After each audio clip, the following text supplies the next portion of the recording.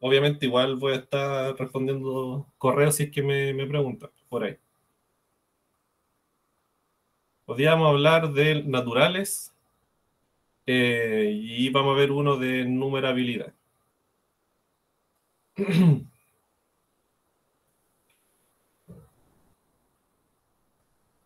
Son 4 ejercicios. El 3 y el 4 son relativamente sencillos.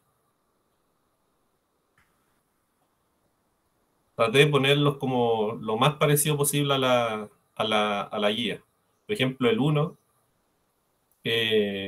el uno nos piden demostrar que el conjunto de funciones que va de z a un conjunto de 3 elementos es no numerable. Esa la puse porque hay una que es muy parecida acá. No sé si habrá alguien que le haya tocado esta. Es esta. Solamente que aquí es de 2 elementos. Nosotros vamos a hacer con 3 elementos. Pero la idea es básicamente la misma. Vamos a hacer también una que no se asignó a ningún grupo, que es esta, para que vean cómo uno demuestra cosas en N y, y las otras son como parecidas a estas con inecuaciones, en los naturales también. ¿Ya? Entonces aquí un pequeño resumen de lo que han visto en los naturales. Entonces el profe les definió lo que eran los axiomas de Peano. ¿Y qué decían estos axiomas? Le daban la existencia de los naturales y lo dotaba de ciertas propiedades. Entonces, el primer axioma de Peano les dice que existe un conjunto no vacío, N, y existe una función o una aplicación S que va desde ese conjunto no vacío en sí mismo, que es inyectiva. ¿Ya? Es el primer axioma de Peano. Simplemente le da la existencia de un conjunto no vacío N y de una función S que va de N en N que es inyectiva. ¿Ya? Y esta más adelante vamos a ver que es como la función sucesor, ¿ya? Que es una función que toma un natural y le suma uno. ¿Qué otro axioma nos da Peano? Nos dice que el 1, que el neutro multiplicativo de los enteros, pertenece a N, ¿ya? Y que además S de 1, o sea, al tomar 1 acá, no pertenece a la imagen de S. Perdón, aquí me equivoqué. Al ver el 1 acá al otro lado, no hay nadie que llegue al 1 al aplicarle S. Eso no pasa nunca. Ya es porque básicamente ningún natural tiene como sucesor al 1. ¿Ya? Porque el 1 es el primero, entonces ese de 1 no tendría sentido acá, ¿cierto? O sea, ese de 1 tiene sentido, pero no estaría en la imagen.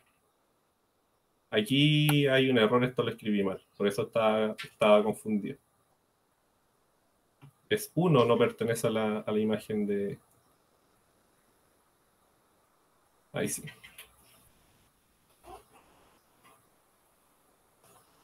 ¿Ya? Entonces aquí ustedes ven esta función y ven la imagen.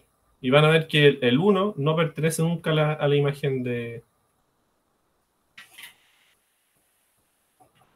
Eso quiere decir que no existe un natural tal que de ese natural sea 1.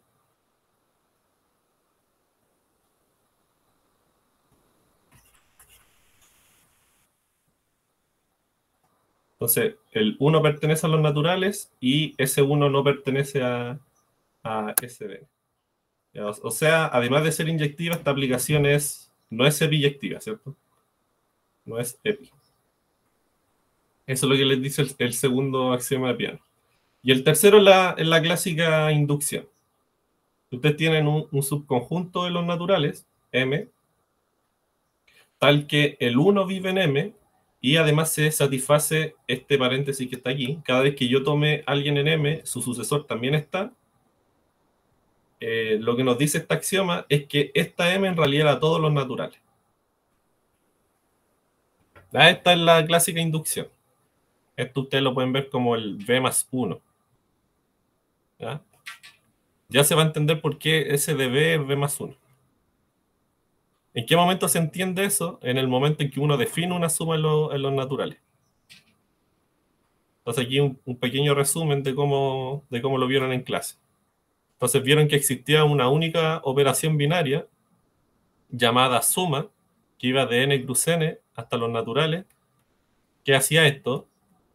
O sea, el más en este momento no tiene sentido, pero que cumplía estas dos condiciones que estaban acá abajo. O sea que al sumar m más el 1, siendo m cualquier natural, resultaba en la función inyectiva que estaba arriba, en esta. Y de ahí que esto a la S uno le llama función sucesor porque satisface esta igualdad. Y además de hacer eso, también hace esto otro.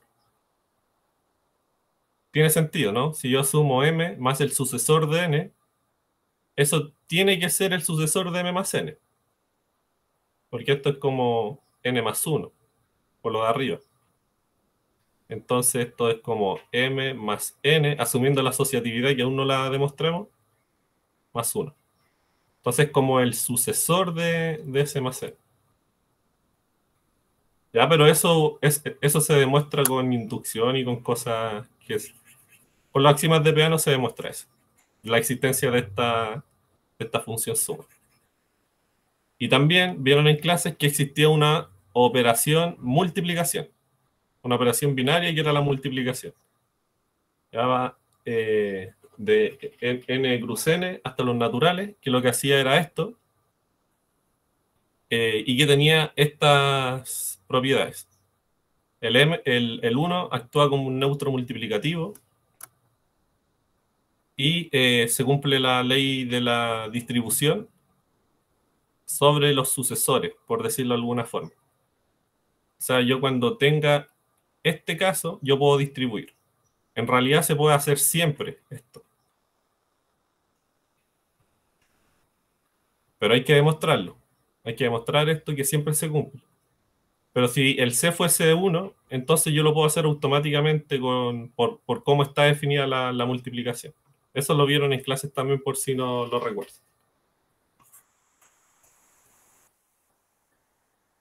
Entonces con estas cositas vamos a trabajar y también con el orden. Uno define una relación de orden en los naturales que dice lo siguiente: un natural A va a ser menor a un natural B si solo si existe un tercer natural L tal que el que era mayor es igual al otro más L. O sea, a este que es menor hay que sumarle un natural para llegar a B. ¿Tiene sentido? Por ejemplo, cuando yo digo que 6 es mayor a 3, es porque existe el natural 3 tal que 6 es 3 más 3. ¿Sí? Tengo el 6 acá y tengo el 3, o el A y el B en general. Este el B y este el A. Yo tengo que dar ciertos pasos para llegar al B. Eso es lo que les dice la relación de orden.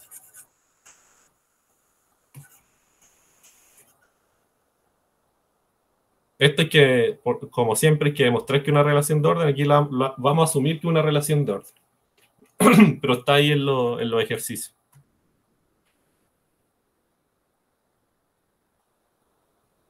Hay otra cosa que se me olvidó poner, que lo vieron en clases también, la vamos a poner acá como último punto, es que los naturales se puede escribir como el 1, el, el 1 como conjunto, obviamente, ¿sí? Unión SDN. Eso lo demostraron en clases, creo. ¿Qué es lo que les dice esto? Es que el conjunto que estaba acá arriba, este conjunto no vacío, es en realidad el 1 unión SDN, en donde SDN son todos los sucesores de los naturales. O sea, aquí está el 2, está el 3, el 4, el 5, etcétera, más el 1. Y eso le da todos los naturales. Eso se demuestra también.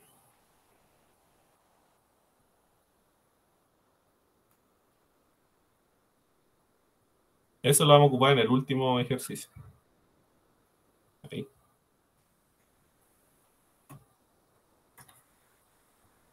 Podríamos partir al tiro con con el 4.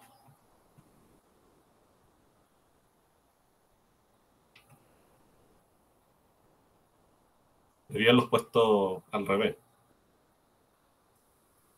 ¿Ya? Ahora van a ver que no es tan difícil demostrar cosas en los naturales. Entonces, miren lo que nos pide el ejercicio 4. Demuestre que todo natural, distinto del uno, eso es lo que les dice esta notación, todo natural que es distinto de uno, es mayor a uno. Lógico, ¿no? Pero hay que demostrarlo.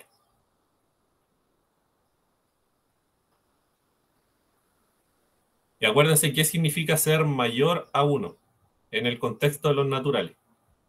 Aquí se los voy a escribir.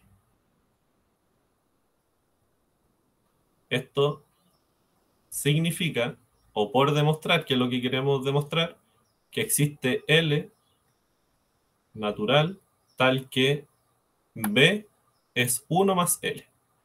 Eso es lo que queremos demostrar. Eso significa que B sea mayor a 1. Por lo que le escribí un poco más arriba. Por este puntito de aquí. ¿Ya?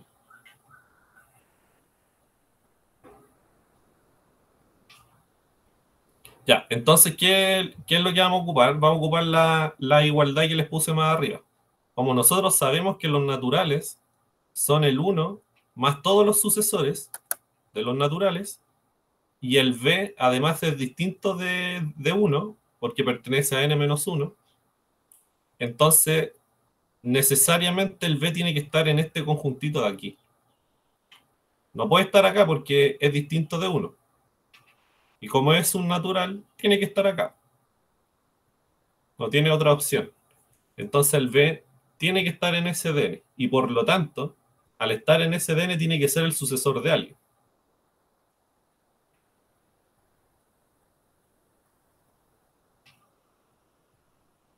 ¿Ya? Entonces, veámoslo más formal. ¿Qué quiere decir que el B esté en SDN? Quiere decir que existe alguien aquí, en los naturales, tal que al aplicarle el S me da B. Esa es la definición de imagen. Entonces existe L, natural, tal que B es S de L. Era lo que les decía. Pero S de L es L más 1. Acuérdense que el S es la función sucesor. Estaba puesto aquí, ¿se acuerdan? La primera propiedad de la suma.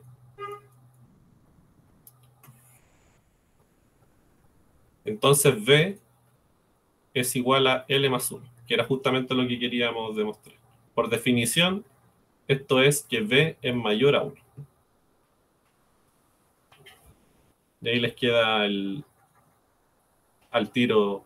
Siempre que tengan que demostrar desigualdades, lo que en realidad tienen que hacer es trabajar con esta definición. ¿Ya?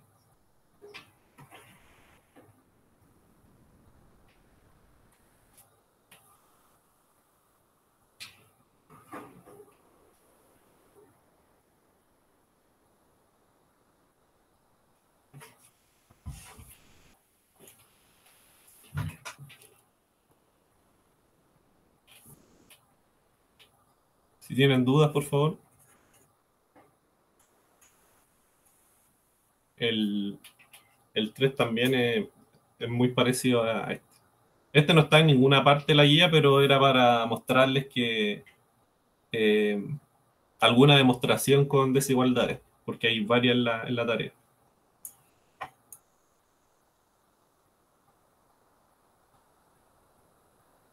Veamos el 3. Fíjense que en el 3 nos piden demostrar que en n se satisface la ley de cancelación con respecto al producto. Con el producto. Porque también hay una ley de cancelación con la suma, pero aquí vamos a trabajar con la del producto. Entonces nos piden demostrar esto. Si yo tengo m por p igual a n por p, entonces m tiene que ser igual a n. ¿Ya? Esto es para todo m, n y p en los naturales.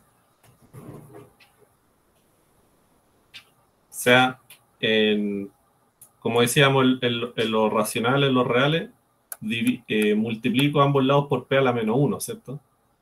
Pero acá en los naturales no existen los inversos multiplicativos, ni menos los inversos aditivos. Así que no podemos aplicar inversos a ambos lados para cancelar cosas. Entonces tenemos que arreglarla de alguna forma para que esto nos dé justamente m igual a n. No era como en los enteros, por ejemplo, que yo podía operar por el inverso aditivo de NP. Entonces me quedaba MP menos NP igual a 0. Entonces ahí yo podía factorizar por P, ¿cierto? Y en los enteros no hay divisores de 0. Entonces uno de los dos factores es 0 y ahí uno llegaba a que M era igual a N. Acá en los naturales no se puede ni multiplicar por inverso multiplicativo, ni restar o ni operar por inverso aditivo. ¿Ya? Entonces hay que tratar de hacerlo de otra forma. Entonces lo vamos a hacer por contradicción. Por contradicción vamos a asumir que, sabiendo esto, esta igualdad, vamos a asumir que el m es distinto al n. ¿Ya? Como estamos en los naturales, y los naturales tienen una relación de orden, eso quiere decir que o bien m es menor a n, o n es mayor a n. Se cumple una de las dos cosas. O m es menor a n. ¿Por qué? Porque los naturales están ordenados. Entonces aquí vamos a escoger la primera, ¿ya? Vamos a ver que, o se puede ver que escogiendo la segunda, la demostración es completamente análoga. Entonces, por eso, sin pérdida de generalidad, escogemos la primera, ¿ya? Porque escogiendo la segunda, el procedimiento es exactamente el mismo que el primero. Entonces, hacer esta es lo bastante general. Entonces, vamos a asumir que m es mayor a n, por contradicción. ¿Pero qué quiere decir que m sea mayor a n? ¿Se acuerdan qué significaba? Significa que al n yo le sumo un natural y llego a m. Por definición, existe L en los naturales, tal que pasa eso. Y esta M la voy a pegar acá, en lo que yo sé que sucede, en esta igualdad. Entonces tendríamos MP, voy a partir de aquí, va a ser N más L por P. Bueno, aquí debí haberlo escrito, pero vamos a asumir la propiedad distributiva, ¿ya? Asumiendo distributiva. Porque también se demuestra eso, pero está en la tarea, así que no lo podemos hacer. Entonces, asumiendo la propiedad distributiva del producto sobre la suma, el P puede repartirse. Entonces queda NP más LP. ¿De acuerdo? El LP, por supuesto, tiene que ser un natural. Me devuelvo para justificarles bien eso. Aquí hay que tratar de justificar todo porque estamos como muy básicos, ¿cierto? Con los naturales. Entonces aquí, acuérdense que cada vez que yo aplico esta función producto, llego a los naturales. Entonces, producto de naturales tiene que ser un natural.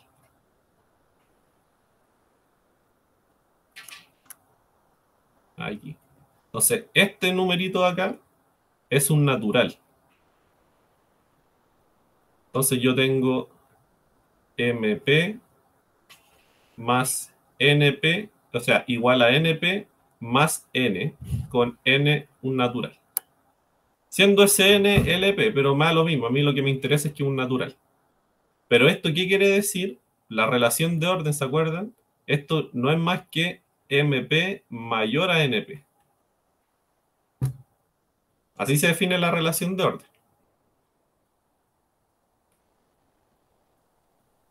Y contradicción, ¿no? Porque MP era igual a NP. Acuérdense que esto es parte de la hipótesis, es lo que uno asume. Contradicción. Ya que, Ya lo vi. ya que MP igual a NP. ¿Entendiste esa parte? Sí. Contradicción porque estoy llegando a que este de aquí es mayor a este de acá. Quizá el paso difícil de entender aquí es esta parte. ¿Por qué el MP es mayor al NP? Bueno, porque llegamos a que MP se puede escribir como NP más un cierto cachito, más un cierto natural. ¿Y esa definición es de los axiomas de Peano, o no? No, es ¿De una, qué? es una definición que se da aparte. Ah, ya. ¿Cachai? Es la que está puesta aquí, pues. Ok, Un natural A es menor a un natural B si es que existe otro natural, tal que al sumárselo a B me da B. ok, ya, perfecto. Sí. No, los axiomas de piano son estos de acá, pero es una definición esto, y la vieron en clase.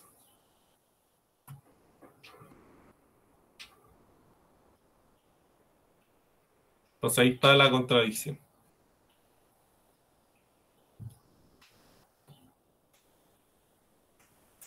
Pero se dan cuenta que los que son con desigualdades, bueno, este no era con desigualdades, pero lo transformamos en uno con desigualdades, el 3.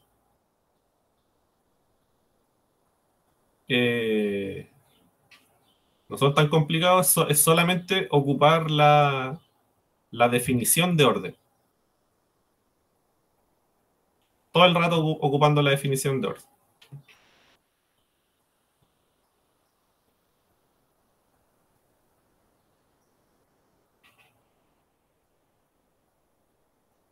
Entonces, con esa estrategia, ustedes pueden atacar todos los que tengan órdenes. Por ejemplo, el 22.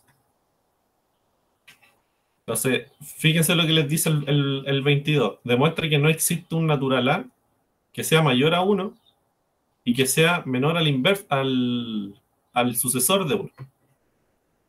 El sucesor de 1 ustedes lo pueden pensar como 2. ¿Ya? Eso es S de 1. Entonces, le está diciendo que no existe un natural mayor estricto a 1,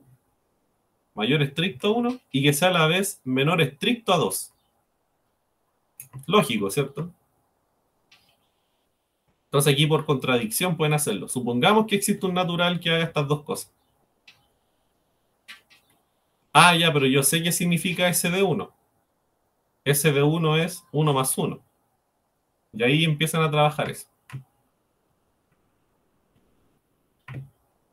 Pero A es mayor a 1, entonces ahí pueden hacer transitividad y cosas que cumplen los órdenes. Igual que la 21, por ejemplo. La 21 aquí yo lo haría por contradicción, se podría hacer por contradicción, asumir que S de A es mayor a B, pero S de A es A más 1, etcétera. Y ahí desarrollo. Sí, sale solo con la contradicción. Sí. Y creo que esas son y la 23 también. También aquí demuestre que A por B es 1, con A y B naturales. Eh, Perdón, demuestre que si pasa esto, que si A por B es 1, entonces ambos naturales tenían que ser 1. Contradicción también podrían hacerlo acá, po. Supongamos que uno de los dos no es 1. Supongamos que, por ejemplo, A es distinto de 1. Ah, ya, si A es distinto de 1, ¿se acuerdan de acá abajo? Si A es distinto de 1, mejor acá arriba y está más completo. Si A es distinto de 1, entonces no está acá, po. Tiene que estar en SDN. Entonces existe L tal que bla, bla, bla, bla, bla, bla. Y entonces escriben el A de otra forma, lo reemplazan acá y llegan a alguna contradicción. Y por supuesto, esta parte de aquí, la otra, un producto de dos enteros da 1, implica que o bien ambos eran 1 o ambos eran menos 1, probablemente puedan ocupar la parte de arriba. ¿Ya? Ocupando esta parte de acá, sale inmediatamente la parte de aquí. Acuérdense que, no sé si lo han demostrado, pero si ustedes tienen un entero negativo, entonces su inverso aditivo va a ser un natural. Entonces ahí pueden ocupar la parte de arriba.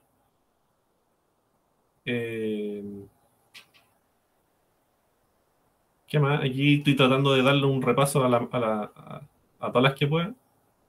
Vamos a ver ahora esta, pero la misma estrategia para para demostrar la propiedad asociativa, ustedes la pueden ocupar para demostrar la propiedad multiplicativa. ¿Ya? Y también para demostrar la distributividad. La misma estrategia, que es inducción. La 17 demuestra que la función multiplicación del problema anterior es única. Yo lo que les recomiendo es ir a las clases del profe y recordar o repasar cómo fue que el profe demostró que la suma era única y ocupar una estrategia parecida para la multiplicación.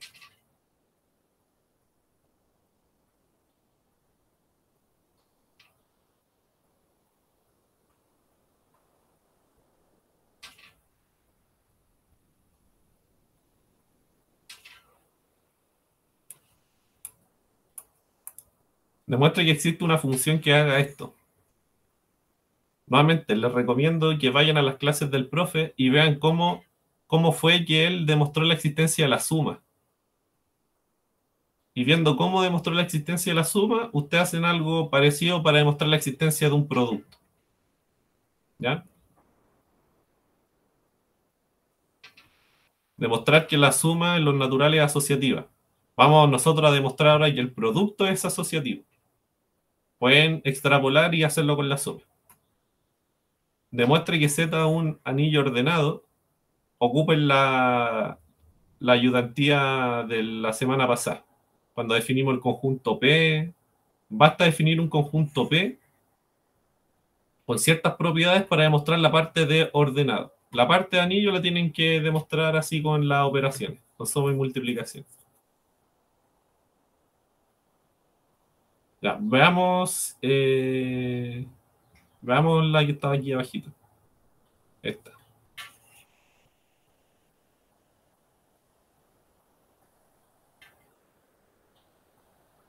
Yo creo que han visto algo parecido en clase de cómo se muestran cosas con inducción. Vamos a mostrar la asociatividad ahora de los naturales con inducción. De la multiplicación. La asociatividad de la multiplicación. Entonces, asumiendo que el producto de los naturales es conmutativo y que se distribuye sobre la suma, esas dos cosas se demuestran en la guía, por eso las vamos a asumir. Demuestre que la multiplicación en n es asociativa. Por demostrar esto, ¿no? Hacer A por BC, considerando a BC como un único, como un natural, es lo mismo que hacer primero BC y luego C. Para todo A, B, C en N. Entonces, acuérdense que la inducción uno la hace sobre un natural, sobre una letra, digamos. No la podemos hacer sobre las tres letras de una. Entonces, lo que se hace aquí, en estos casos, que les va a servir para la conmutatividad y todas las otras que tengan hartas letras, lo que uno hace es fijar naturales. Entonces, vamos a fijar al B y al C. Los vamos a tener ahí quietos, pero van a ser arbitrarios. Van a seguir siendo cualquier B y C, pero van a estar quietos.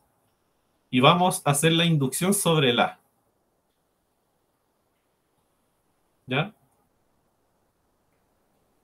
¿Qué quiere decir eso? Lo que acabo de decir es que vamos a definir este conjunto A mayúscula como los A minúsculas que pertenecen a los naturales que satisfacen esto. Fíjense que este conjunto mueve al A. El B y el C están fijos. ¿Ya? Y vamos a demostrar que este conjunto A es igual a todo n. Porque si demuestro que ese conjunto A es igual a todo n, entonces esta igualdad se cumple para todo A en los naturales. Si yo llego a demostrar que estos son todos los naturales. Todos los naturales satisfacen esta igualdad.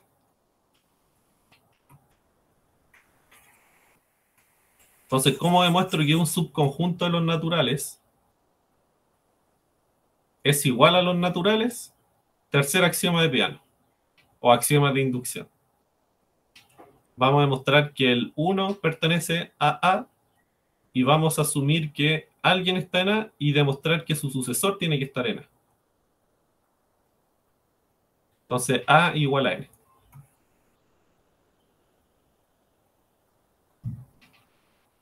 Entonces, aquí hacemos inducción. Entonces, esto es lo que en álgebra, el primero, el que llamaban caso base, ¿se acuerdan? Vamos a mostrar que el 1 está en A.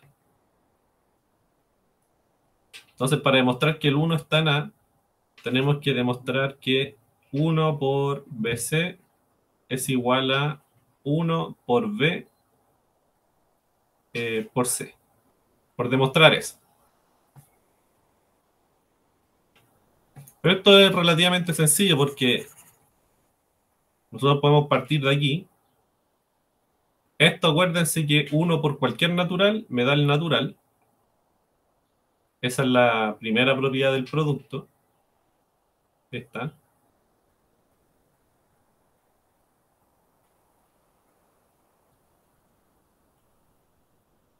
Me pasé. Sí. Entonces, 1 por BC tiene que ser BC, pero B es un natural, por lo tanto yo lo puedo escribir como 1 por B.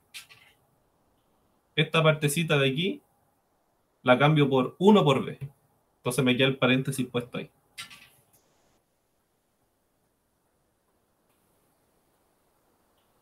Entonces eso implica que el 1 pertenece a A.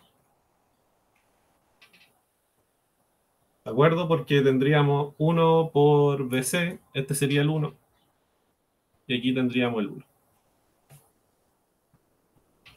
Así que el primer paso estaríamos bien. ¿Ya? Hay que hacer ahora el paso inductivo. Vamos a suponer que un natural está en A y vamos a demostrar que su sucesor tiene que estar en A. Esto va a ser un poco más complicado. Entonces, por demostrar que el sucesor está en A, ¿y qué quiere decir que el sucesor esté en A? Quiere decir que pasa esto.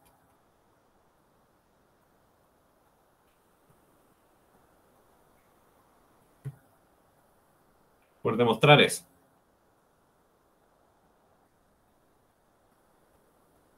Entonces vamos a partir de aquí y vamos a llegar al otro lado, ocupando entre medio la hipótesis de inducción, ocupando que A pertenece a A. Entonces, S de A por BC, acuérdense que S de A no es más que A más 1. Falta el paréntesis ahí. Aquí lo que voy a hacer es ocupar la propiedad conmutativa. Acuérdense que la estamos asumiendo. Entonces voy a invertir aquí. Entonces nos quedaría BC por A más 1. Y acuérdense que cuando aquí había un 1, bueno, y estamos asumiendo la propiedad distributiva, podemos distribuir. Entonces queda BC por A más BC por 1. Pero BC por 1 es BC. Y aquí nuevamente voy a invertir. Voy a poner el A primero y después voy a poner ABC. Como las multiplicaciones conmutativas lo puedo hacer. Y aquí fíjense que me sale la hipótesis de inducción. Aquí ya puedo hacer el cambio de paréntesis, porque yo sé que A pertenece a A. A minúscula pertenece a A mayúscula. Por hipótesis de inducción, puedo hacer eso. Así que todo lo que tenía, que es todo esto de aquí, es lo mismo que está acá arriba. Esto también vamos a pasar de este paso a aquí. Entonces aquí voy a hacer el cambio de paréntesis y voy a poner paréntesis con A y B y voy a dejar al C afuera. Pero en los naturales se cumple la propiedad distributiva, la estamos asumiendo. Entonces podemos sacar el C hacia afuera y nos queda paréntesis AB más B por C. Y adentro del paréntesis podemos aplicar propiedad distributiva de nuevo, pero ahora con B. Entonces ahí, bueno, aquí apliqué conmutatividad también, porque esto en realidad es A más 1 por B. En ese sentido, pero como estamos asumiendo propiedad multiplicativa, puedo escribirlo como B por A más 1. Y el C afuera. Pero ¿qué es A más 1? A más 1 es S de A. Entonces queda B por S de A y afuera queda el C. Pero nuevamente aplicando propiedad conmutativa, S de A por B, esto se puede cambiar por S de A por B. Y afuera quería el C. Y ahí por fin tenemos que el S de A tiene que estar en A. Y por lo tanto, S de A está en A. Que era lo que les había puesto acá arriba, por demostrar esto. Y llegamos justamente a eso de ahí. Entonces, S de A pertenece a A. Por lo tanto, tenemos la inducción completa y podemos concluir que este conjunto A tiene que ser todos los naturales. Y abajo les puse por los axiomas de piano, concluimos que A tiene que ser a todos los naturales. ¿Qué quiere decir que A sea a todos los naturales? Quiere decir que esta igualdad, lo que está definido en el conjunto A, esto, se cumple para todos los naturales, pero para todos los naturales variando en A. Acuérdense que aquí estábamos variando al A solamente. Entonces esto se cumple para todo A perteneciente a N.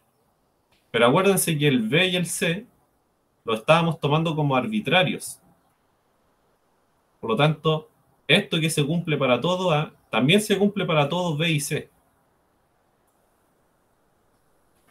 Entonces, en realidad, se tiene que la igualdad se tiene para las tres letritas, para todo A, B, C y en los naturales. Se dan cuenta aquí cómo uno se la arregla porque la inducción uno la hace sobre una letra nomás. En esta parte, a esta parte nos hace llegar la inducción. Pero la otra la tenemos que poner nosotros, de que B y C son arbitrarios, entonces, eh, como no ocupamos nada específico de B y C, esto en realidad también se cumple para todos B y C en los naturales. Y ahí sí que se tiene la asociatividad. La asociatividad funciona para cualquier trío de naturales.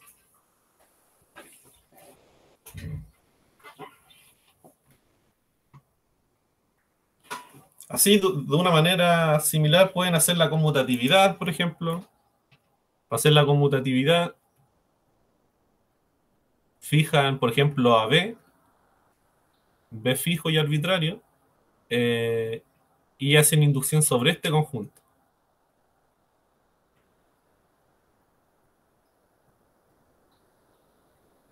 Y demuestran que este conjunto son todos los naturales.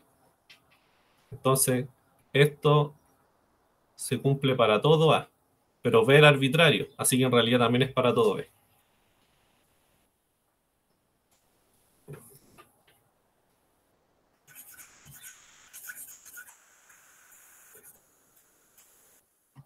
Creo que el de acá abajo también se podía hacer así. Podía fijar, por ejemplo,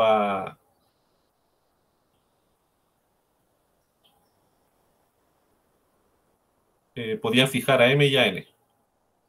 Entonces hacer inducción sobre este conjunto.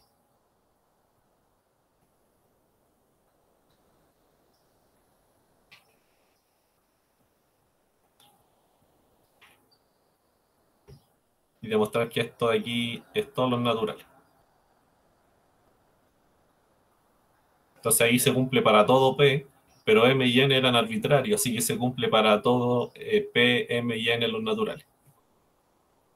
Pero creo que la estrategia esta con el orden es más fácil.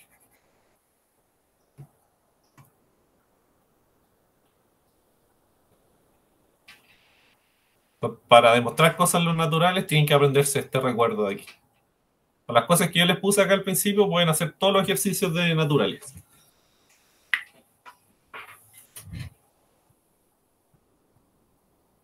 ¿Ya? Vamos a ver ahora uno que es más... es difícil porque es de numerabilidad y esos casi siempre son los más difíciles. Hay uno que no recuerdo cómo se hace y no se me ocurre en este momento, que es este. Demuestre que el conjunto de todos los programas computacionales es numerable.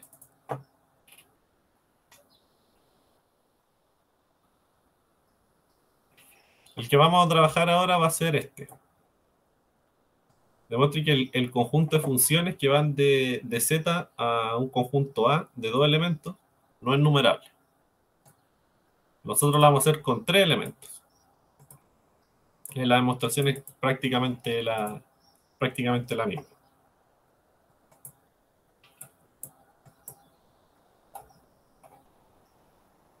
Bueno, no sé si en realidad es la misma, pero es parecida.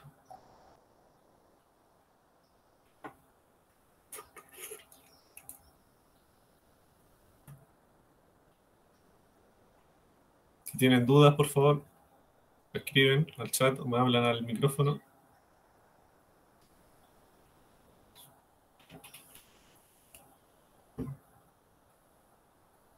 Se ocupa la típica diagonal de Cantor.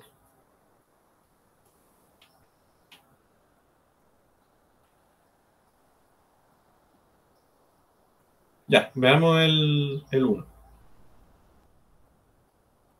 Fuimos de abajo para arriba. Demuestra que demuestra que el conjunto de funciones de Z, o sea, que tienen dominio en los enteros, y que a un conjunto de tres elementos es no numerable. Aquí quizá, para respetar el enunciado que tenemos acá, no lo escribí tal cual, a un conjunto A de dos elementos, aquí vamos a escribir a un conjunto A de tres elementos.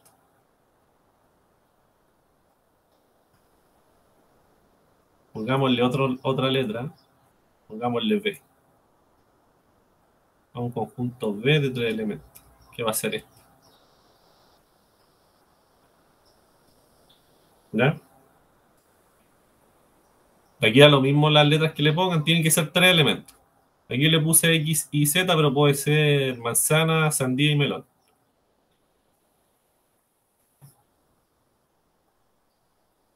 Entonces, lo típico para demostrar que algo es no numerable, contradicción. Vamos a asumir por contradicción de que es numerable.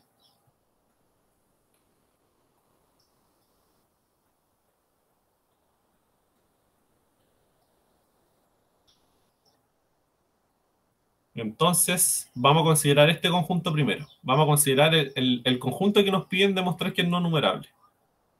Entonces, son las funciones que van de Z al conjunto de tres elementos. ¿Ya?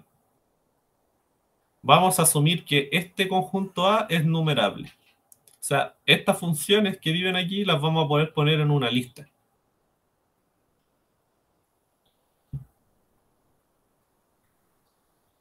Existen muchas funciones que dan de Z a este conjunto de tres elementos, ¿cierto?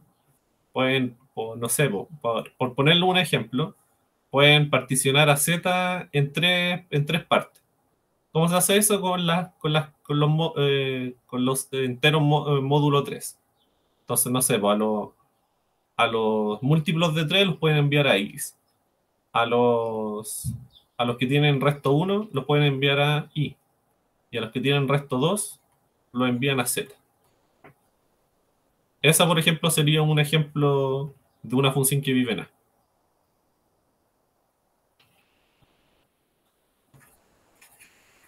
Y así.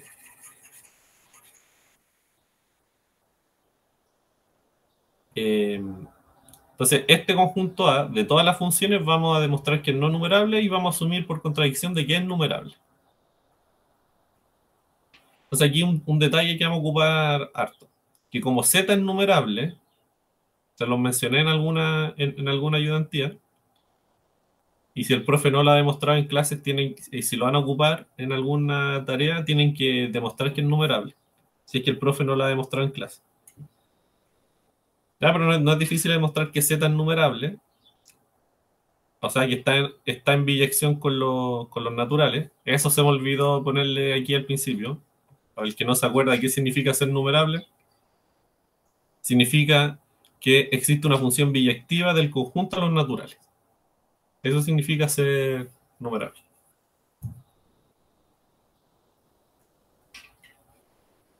¿Ya? Entonces, z se puede poner en biyección con los naturales. Entonces, los elementos de z yo los puedo enumerar como en una lista de esta forma. Los elementos de z son como los elementos de una sucesión. Los puedo etiquetar con un natural. ¿Ya? ¿A quién me refiero con eso? Es que los elementos de los naturales los puedo escribir como esta unión. La unión de todos los elementos que estaban aquí. Entonces, no sé, pues el A1, piensen que puede ser el 2, el A2 puede ser el 1000. El tema es que a todos los enteros yo los puedo etiquetar con un natural. Les puedo poner como un sticker eh, con un natural designado a cada entero. ¿Por qué? Porque existe esta biyección. Entonces, a los enteros yo los voy a escribir así, como esta unión de aquí. Por otro lado, yo sé que el A es numerable también, este conjunto de aquí, que es con el que vamos a llegar a la contradicción. Entonces, como A es numerable, nosotros podemos poner sus elementos en una lista, ¿no? Lo mismo que hicimos con Z. Podemos etiquetar a los elementos de A con un natural. Entonces, podemos poner los elementos de A en una lista. Entonces, pensemos que vamos a tener una función, vamos a tener una segunda función, que es esta aquí. La primera función va a ser esa, la segunda función va a ser esa, la tercera función va a ser esa, la cuarta va a ser esa, y así. Entonces, las funciones que viven en A las puedo contar como si fuesen naturales. Cada una va a estar etiquetada con un natural. Y al lado derecho, fíjense, estoy poniendo las imágenes de Z vía esta función, que está a la izquierda. Entonces, f de 1, acuérdense, es una función que va de Z a conjunto de tres elementos. F2 lo mismo. Son todos elementos de A. Y así. Entonces, en F1 lo que voy a hacer es ir tomando todas las imágenes de los elementos de Z. Acuérdense que los elementos de Z los estamos viendo así. Entonces, la primera imagen va a ser F1 de A1. La segunda imagen va a ser F1 de A2. Y así. Le voy aplicando la imagen a todos los enteros. Con la segunda hago lo mismo. Con la tercera hago exactamente lo mismo. Y con la cuarta hago exactamente lo mismo. Con la quinta lo mismo. Con la sexta lo mismo.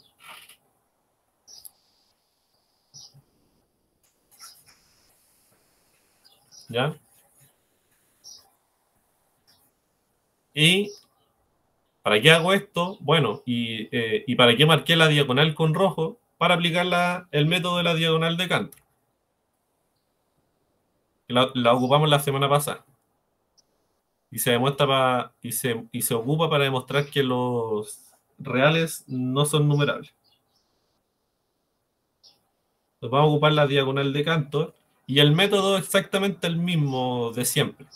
Vamos a construir un elemento f que vaya de z al conjunto de tres elementos y por lo tanto f va a vivir en A, pero lo vamos a construir de tal forma que esta f va a ser distinta a todas las que están acá.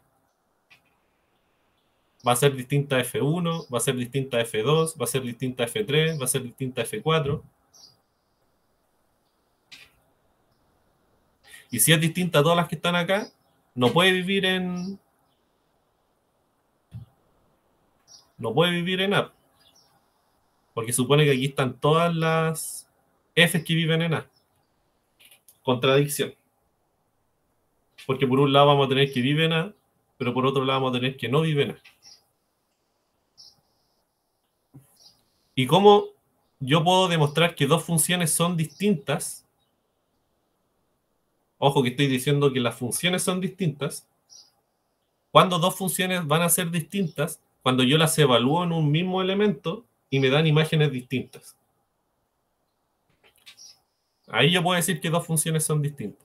Entonces, ¿cómo vamos a demostrar que f es distinta a cada una de estas? Lo que voy a hacer es construir una f tal que difiera en la primera imagen de la primera función. Por lo tanto, si difieren en esa imagen, tiene que ser distinta a f1, porque ya tienen una imagen distinta. La voy a construir de forma que difiera de la función 2 en la segunda imagen. Por lo tanto, va a ser distinta a f2, porque difieren en la segunda imagen. ¿Pueden tener la primera imagen igual? Sí, pero van a tener la segunda imagen distinta. La voy a construir de forma que tenga la tercera imagen distinta. O sea, al aplicarle a la f a 3 me da distinto de f de 3. Y así. La diagonal me van dando puras imágenes distintas, entonces van a ser distintas a las funciones que están acá. El típico argumento de diagonal de Cantor. ¿Y cómo lo voy a hacer? Bueno, aquí les tengo la función definida. Es lo que les dije, pero ahora en general. Entonces, tomo una función que vaya de z, siendo z esta unión de aquí, y va a llegar a acá, a x, y, z. ¿Y cómo la vamos a definir? De esta forma. Entonces yo me voy a tomar un entero arbitrario. Entonces acuérdense que los enteros los estamos poniendo así como a sub algo. ¿Y qué es lo que vamos a hacer con ese entero? Que va a estar etiquetado con un natural i. Vamos a decir que esa imagen de ahí va a ser z. Va a ser z. Mejor veámoslo con un i en particular. Pongamos, por ejemplo, f de a1, para que se vea más claro. Entonces, ¿cómo va a estar definida mi función? Va a ser z si es que f1 de a1, estoy tomando el i como 1, es i, por ejemplo. O sea, si es que esta de aquí es i, entonces yo la primera imagen la tomo como z. ¿Para qué la tomo como z? Para que ya me dé distinta de i. No sé, esa podría ser i, pero también podría ser x, por ejemplo. Si fuese x, entonces la función va a tomar i, mi función que estoy construyendo acá. Entonces esto era si era i, y esta era si esto era x. Pero ¿qué pasa si toma z? Si esto fuese z, bueno, lo tomo como x.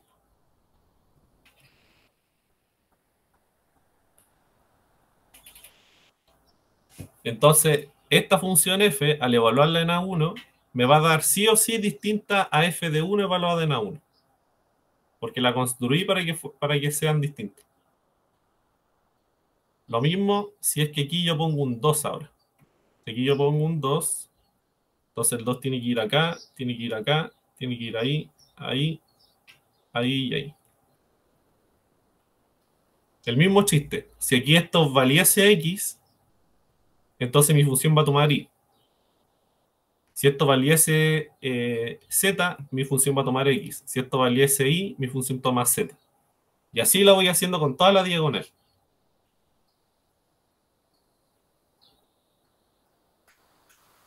Entonces esta función f difiere de todas las f sub algo, porque son distintas en la diagonal. ¿Cómo se justifica eso? Bueno, lo primero que hay que ver es que pase esto. Mostrar que el f vive en A. Es claro que el f vive en A, ¿no? Porque toma enteros y tiene codominio Z y X. Así que tiene que vivir en A. Pero además, la F es distinta de todas las F sub I. Para todo I. ¿Por qué? Bueno, porque difieren en la iésima imagen.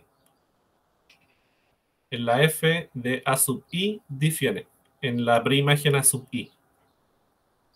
¿Por qué? Bueno, por lo que ya les había dicho. Si esto de aquí fuese X, entonces, por la definición, la F de A sub I es I.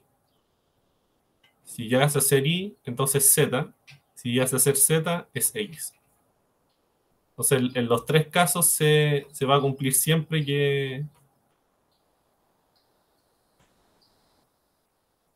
Como difieren en una imagen, F es distinta de Fi.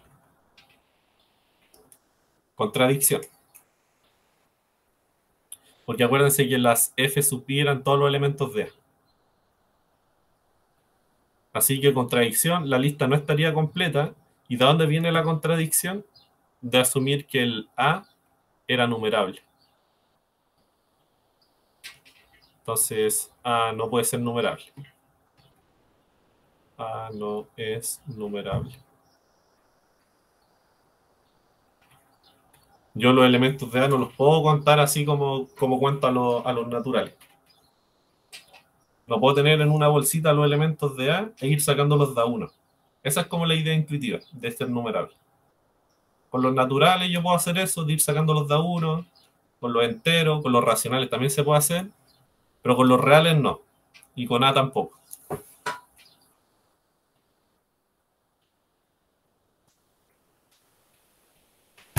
Uy, me pegué. Uy, terminamos justito. ¿Hay alguna duda? Yo sé que el último estaba complicado, pero ahí pueden repasar el video.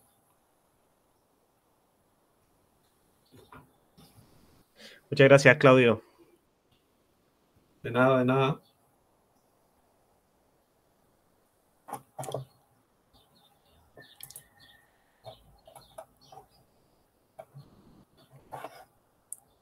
Entonces vamos a dejar de grabar.